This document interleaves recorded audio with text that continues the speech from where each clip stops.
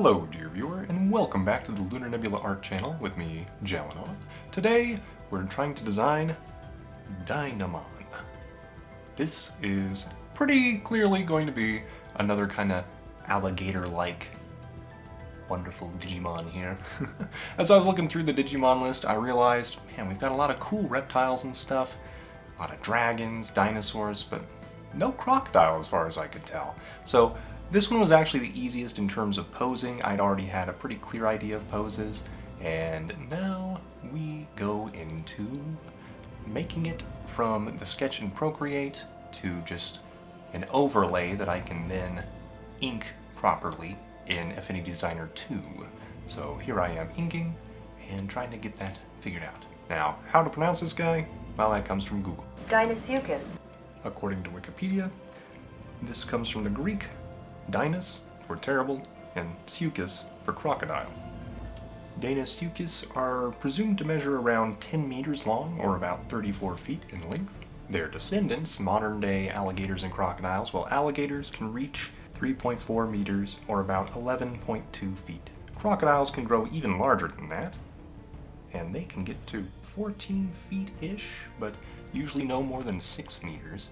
So, you know, in general they're like half the size or less than Deinosuchus ever was. Unlike their real-life counterpart, this Deinomon is, six-legged, because I thought it would be interesting, if nothing else. Part of that being, you know, with Digimon designs, there's usually not a lot of, I would say, wasted space in terms of design. With Digimon, there's often like belts or other features that will try to make sure that space is pretty well used, so that you kind of have that thirds rule going on where when there are larger spaces that your eye can rest at, then there's usually like some smaller details to break it up. And with Deinomon, I was going to go with kind of the anklets there, and I actually have something else planned for them than what we saw with Crocomon and Kaimon, or Cayman, because it was based on a caiman first, and then a crocodile. And yes, I will be playing with that, with the design. But as you can see, I'm also doing kind of a different coloring technique. I went back to doing just the inking first, and then afterwards, underneath the inking, which took a little bit of finagling depending on which part of the inking I wanted to cover up. I would create just flat blocks of color with the vector tools, and then with those vectors I could do gradients and things, and if the gradient wasn't perfect, I could go in with the pen tool or something else. The name for the signature move, Death Spiral, actually is inspired by what alligators and crocodiles do in hunting, where they do something called a death roll. They pull prey down into the water and basically roll around very, very quickly, and can even dismember creatures by doing their death roll. One thing to note is that apparently one of the best ways to try to get out of this, if you're ever like pulled in by a crocodile or alligator, is to try to plug their nostrils with your fingers, because that will open up their airways to the water again, or stick your arm far enough down their throat to activate the gag reflex. In the past, it used to be said, poke them in the eyeball, and that may not work, apparently. I'm not entirely certain. I'm not fully up to date on that. A channel called Casual Geographic had some data on that. As a heads up, Casual Geographic's channel I would probably recommend for teenagers and up, because there's some dark stuff on it. Another thing I wanted to do with Deinomon's design was try to have the lower jaw be more of this kind of underbelly color that I had going on throughout this family line. And I ended up, instead of trying to use the circles, just using the pencil tool to create just singular lines that would be the sections of the underbelly scales. And other than that, I do like this gold ring I made. I will eventually add some more contrast to it. I'm not there yet. And then another thing I did was I realized I kind of wanted the Deinomon to wear a skull. And I just thought that'd be interesting. It kind of makes the head less obviously crocodilian, so that could be a knock against it, but in this sense, I like it as another design piece to add more character. I do end up changing up the eye hole a little bit and the eye design to try and add some more distinctiveness to that later. But as you can see, here's the ring, getting some more contrast. Working on the mouth. I haven't put any teeth in this thing yet because I knew, yeah, I would probably just use some shapes. But I pull some of the teeth from Crocomon's hat, actually, and then I can position them pretty well and put them into the mouth. And so that worked decently well.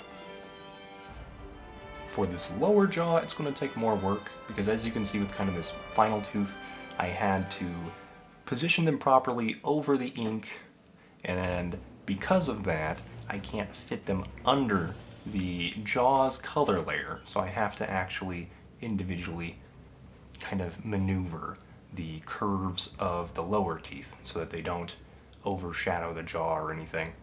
Oh yeah. So it's a little more work, but it was worth it. And other than that, to decrease some of the work, I did make that back arm and back leg that's further away from the viewer. I will end up making those just purely black. Here's the eye, I'm working on that. And yeah, I do like the green, but I end up going with red because it felt like it popped more from the design. And I think mainly because it is different from most of the color in it.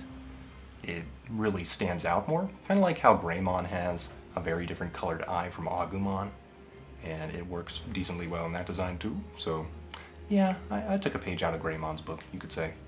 And here we are, there's some more dark shadows, and I'm trying to add some hatching lines for shadows as well.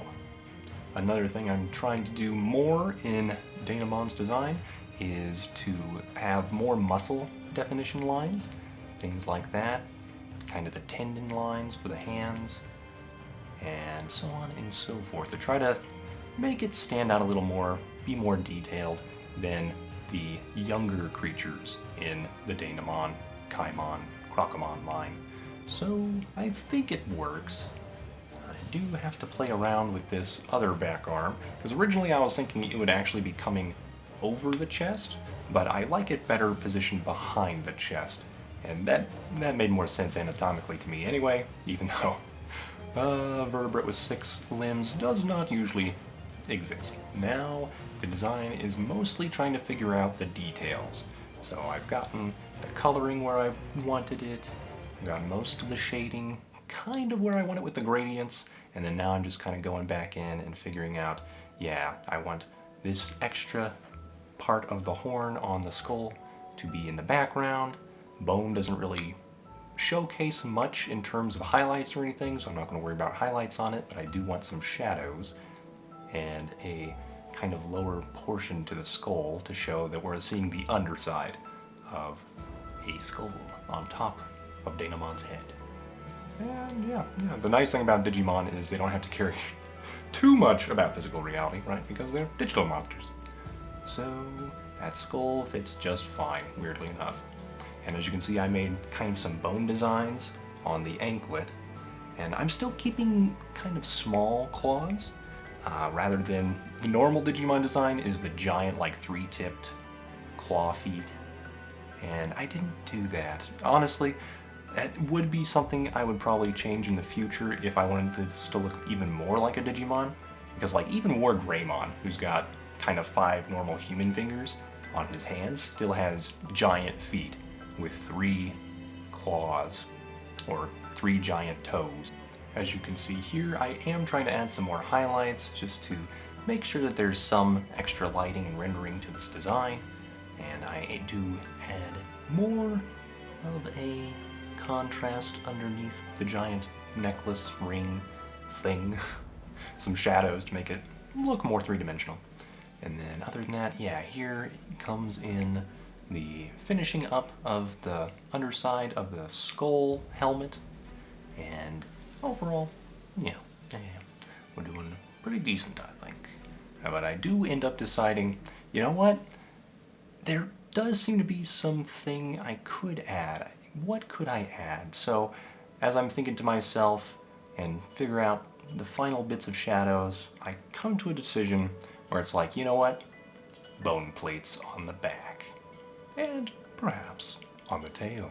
So I try to get some figuring out of just some diamonds, like positioning where I'm going to put those, and then with that I end up kind of minimizing those diamonds a bit and creating secondary ones inside with a different stroke entirely that's not black, and then adding some shading to them.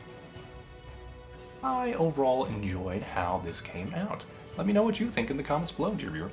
And don't forget to like, comment, share, and subscribe if you're enjoying this artwork. I hope you, dear viewer, have a great day.